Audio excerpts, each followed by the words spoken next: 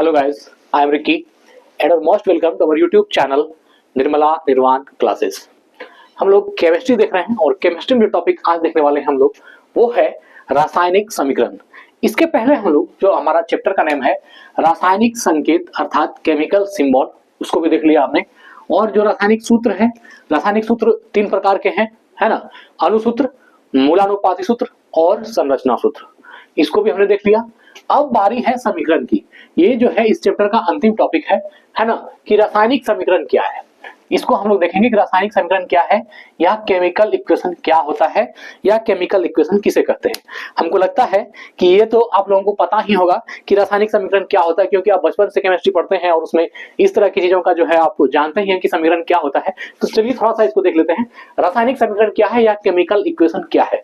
देखिए परिभाषा, देखिए रासायनिक संकेतों जो केमिकल सिंबल है एवं अणुसूत्रों, यहाँ दो चीजें हैं, एक हो गया रासायनिक संकेत और एक हो गया अणुसूत्र। रासायनिक संकेतों एवं अणुसूत्रों की सहायता से किसी वास्तविक रासायनिक अभिक्रिया, किसी वास्तविक रासायनिक अभिक्रिया के संक्षिप्त निरूपण, किसी वास्तविक रासायनिक अभिक्रिया के संक्षिप्त निरूपण को रासायनिक समीकरण कहते हैं।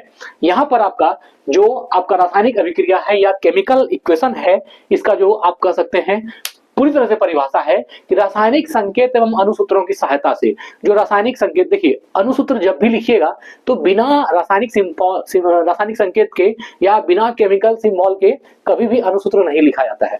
अणुसूत्र रासायनिक संकेत है, वो पहला कदम है, इसी के बेसिस पर आप अणुसूत्र को डिफाइन करते हैं। और जब रासायनिक संकेत और अणुसूत्र दोनों की मदद ली जाती है और उसकी सहायता से किसी वास्तविक रासायनिक अभिक्रिया के संक्षिप्त निरूपण को, कोई भी जो रासायनिक अभिक्रिया होता है उसका शॉर्ट फॉर्म या संक्षिप्त निरूपण को हम लोग रासायनिक समीकरण कहते हैं, है ना। मतलब कि जो चीज अब मान लीजिए उदाहरण में भी हम आपको इसको दिखाएंगे, कोई भी रिएक्शन है, जैसे हम बोलते हैं कि इस चीज को मान लीजिए कि कोई पदार्थ ए है, इसको बी के साथ मिला करके जब रासायनिक अभिक्रिया कराई जाती है तो सी बनता है, मान लीजिए ऐसा कोई परिभाषा है। तो इसको अगर हम बोल करके बताएं तो ये बहुत लंबा होता है और इसको लिख करके दिखाना भी बहुत लंबा होता है। तो इसको ये लेंदी नहीं हो और यह जो है हर जगह अप्लीकेबल हो, हर जगह शॉर्ट मेथड टाइप में उसको हम रिप्रेजेंट कर सकें, इसके लिए क्या होता है, उसके संकेतों का इस्तेमाल की जाती है और उसके साथ उसका अणुसूत्र होता है जो कि किसी भी यौगिक को साफ शब्दों में रिप्रेजेंट करता है और उसके बाद हम लोग रासायनिक समीकरण को लिखते हैं। तो यहाँ पर रासायनिक संकेतों एवं अणुसूत्रों की सहायता से किसी वास्तविक रासायनिक अभिक्रिया के संक्षिप्त निरूपण को, रासायनिक संकेत और अणुसूत्र की सहायता से किसी वास्तविक रासायनिक क्रिया के संक्षिप्त निरूपण को, यहाँ देखिए यहाँ क्या लिखा गया, संक्षिप्त निरूपण को रासायनिक समीकरण कहते हैं। मतलब शॉर्ट में किसी चीज को कह देना, उसके संकेतों के, उसके अणुसूत्र के माध्यम से या उसकी सहायता से किसी बात को बताना रसायन में, वो क्या कहलाता है, वो आपका रासायनिक समीकरण अर्थात केमिकल इक्वेशन कहलाता है। अब देखिए कार्बन ऑक्सीजन में जलकर, जब कार्बन ऑक्सीजन के साथ जलती है तो कार्बन डाइऑक्साइड बनता है। आप जानते हैं कि कार्बन को ऑक्सीजन के साथ रिएक्शन कराने के बाद कार्बन डाइऑक्साइड गैस बनती है। इस अभिक्रिया को, है ना, इस अभिक्रिया को शब्दों में, अगर हम शब्दों में प्रकट करें, इस अभिक्रिया को शब्दों में इस प्रकार व्यक्त किया जा सकता है, किस प्रकार कि कार्बन प्लस ऑक्सीजन, अर्थात कार्बन में जब ऑक्सीजन जलता है तो ये क्या बनाती है, कार्बन डाइऑक्साइड। या सीधा कहें कि कार्बन और ऑक्सीजन जब रिएक्शन करता है तो क्या बन जाता है, हमारा कार्बन डाइऑक्साइड बनता है ना। कार्बन ऑक्सीजन में जलकर कार्बन डाइऑक्साइड बनाता है। इस अभिक्रिया को शब्दों में इस प्रकार व्यक्त किया जा सकता है, कार्बन प्लस ऑक्सीजन। ये जो है उसी अभिक्रिया को इस पूरे, जितना बड़ा ये जो दो लाइन में लिखा गया, कार्बन ऑक्सीजन में जलकर कार्बन डाइऑक्साइड बनाता है, इस पूरे सेंटेंस को शॉर्ट में यहां लिखा गया कार्बन प्लस ऑक्सीजन, मतलब कार्बन जब ऑक्सीजन से अभिक्रिया करता है तो कार्बन डाइऑक्साइड गैस बनता है। ये तो हुआ शब्दों में। अभी ये और बड़ा है, ये अभी और शॉर्ट होगा। इस रासायनिक अभिक्रिया को संकेतों और सूत्रों का प्रयोग करके निम्नलिखित प्रकार से व्यक्त किया जाता है। अब देखिए कार्बन का सिंबल C हो गया, ऑक्सीजन का सिंबल O2 हो गया और ये बन गया CO2। अब आपके मन में यहाँ एक सवाल आता होगा, जैसे कार्बन का C हो गया, ऑक्सीजन का O क्यों नहीं हुआ, यहाँ पर O2 ही क्यों हुआ। तो इसके पीछे एक लॉजिक है, यहाँ पर 2 क्यों लगता है। कार्बन के, अगर हम कार्बन का एक अणु लेंगे, एक मॉलिक्यूल लेंगे, किसका, कार्बन का, तो कार्बन के एक मॉलिक्यूल में कार्बन का एक ही एटम प्रेजेंट होता है है ना, कार्बन के एक मॉलिक्यूल में, कार्बन के एक अणु में कार्बन का एक ही एटम प्रेजेंट होता है, जबकि अगर हम ऑक्सीजन का एक अणु लेंगे या ऑक्सीजन का एक मॉलिक्यूल लेंगे तो ऑक्सीजन के एक मॉलिक्यूल में, है ना, ऑक्सीजन के एक मॉलिक्यूल में ऑक्सीजन का 2 एटम, है ना, 2 एटम प्रेजेंट रहता है।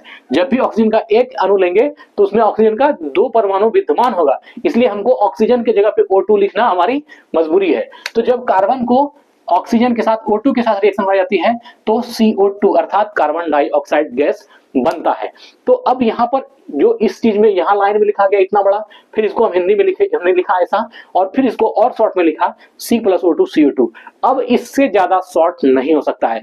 यह जो बना ये आपका क्या बन गया, रासायनिक समीकरण हो गया, या इसी को बोलते हैं केमिकल इक्वेशन। जैसे मान लीजिए हम लिखते हैं नाइट्रोजन को जब ऑक्सीजन से, तो अब यहाँ पर पूरा लिखेंगे नाइट्रोजन को जब ऑक्सीजन से अभिक्रिया कराई जाती है, ऐसा लिखेंगे, लेकिन सीधा शॉर्ट में लिखेंगे। जैसे नाइट्रोजन तो N2 को ऑक्सीजन से O2 से अभिक्रिया कराई जाती है तो 2NO, ये बन गया। तो इस तरह से जो है शॉर्ट में आप रिप्रेजेंट करते हैं किसी भी अभिक्रिया के लंबे चौड़े चीजों को आप शॉर्ट में लिखते हैं, और वो क्या कहलाती है, रासायनिक अभिक्रिया। केमिकल में इसको एक स्पेशल नाम दिया गया है जो आपका रासायनिक अभिक्रिया या केमिकल रिएक्शन के नाम से, केमिकल इक्वेशन के नाम से, रासायनिक समीकरण के नाम से जानी जाती है।